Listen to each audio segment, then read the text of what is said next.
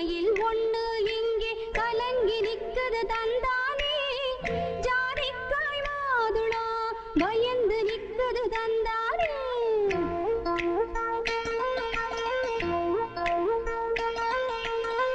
பூத்திருக்கும் பூசணி அன்று காத்திருக்கும் தந்தானே தாளிக்கு திருமஞ்சள் எனக்கு வேணும் தந்தானே பூத்திருக்கும் பூசணி அன்று காத்திருக்கும் தந்தானே தாளிக்கு திருமஞ்சள் எனக்கு வேணும் தந்தானே.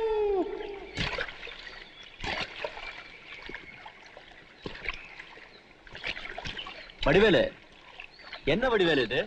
10 பொண்ணுங்க இருக்கிற இடத்துல ஆத்து சத்தத்தை தவிர பேச்சு சத்தத்தையே காணாம. ஏதாவது வேண்டுதலையா இருக்குமுங்க. அந்த வேண்டுதலைய நம்ம தீர்த்து வச்சிருவோம். ஏங்க எல்லாரும் எங்க புறப்பட்டீங்க? சந்தைக்கு சார். சாமான்லாம் வாங்க போறோம் சார். உங்களுக்கு ஏதாவது வேணுமா சார்? நான் வாங்கிட்டு வரேன் சார். கருப்பட்டி பணியாரம். அதெல்லாம் பழசுடி. புதுசா ஜீராவோட ஜிலேபி வாங்கிட்டு வரேன் சார். ஜிலேபி சிரிக்கி. ஏண்டி இப்படி ஆம்பளைனா அலையறீங்க? எவ்வளவு வாயை திறந்தீங்க, திறந்த வாயை மூட முடியாம பண்ணிடுவேன். என்ன எல்லாம் அடங்கி போச்சா?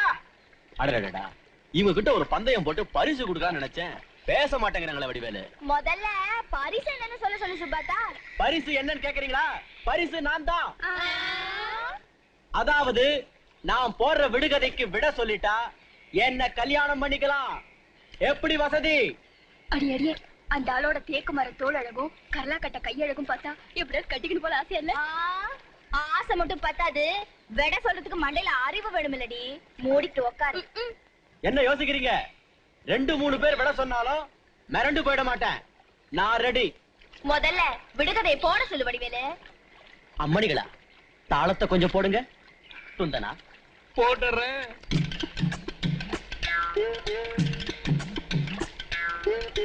கன்னிமயில் ஒன்று இங்கே கலங்கி நிக்குது தந்தானே ஜாதிக்காய் மாதுளம் பயந்து நிக்குது தந்தானே. கன்னிமயில் ஒன்று இங்கே கலங்கி நிக்குது தந்தானே ஜாதிக்காய் மாதுளம் பயந்து நிக்குது தந்தானே.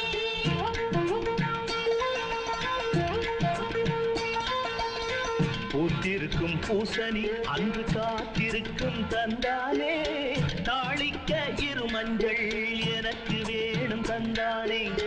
பூத்திருக்கும் பூசணி அன்று காத்திருக்கும் தந்தானே தாளிக்க இருமஞ்சள் எனக்கு வேணும் தந்தானே. தந்தானே தானனனானே தானே தானா தந்தானே தந்தானே தானனனானே தானே தானா தந்தானே. விடையா சொல்றீங்க? நான் போட்ட விடுகதைக்கு நான் தாண்டி விட சொல்லணும். நீங்க தண்ணிக்குள்ள போய் விடைய சொல்லுங்க. போங்கடி ஜிலேபி சுடுறீங்களா? கௌரியும் சேர்ந்து தண்ணி வந்துருச்சு, காப்பாத்துங்க சார். அதுக்கு நீச்சல் தெரியாது. ஐயோ, எனக்கு நீச்சல் தெரியாம போச்சு. இல்லைன்னா 5 பேரையும் அள்ளிட்டு வந்துருப்பேன்.